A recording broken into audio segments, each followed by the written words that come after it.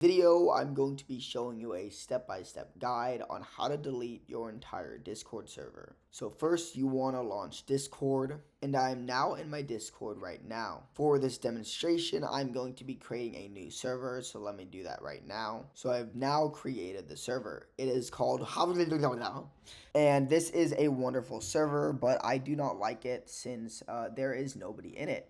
So I'm just gonna click the top right, click server settings, go all the way down, and then click delete server. It says delete. Are you sure you want to delete? This action cannot be undone. Since I do want to delete, I'm just gonna click delete server. Then you will need to enter your Discord authentication code, so let me do that. This is only if you have two-step verification, but I definitely recommend you actually download that. Alright guys, I now have it up. There we go. Now I'm just gonna click confirm, and it is now fully gone, erased, and yeah, no one's gonna find that ever again. If this video helped you, make sure to subscribe, and peace out.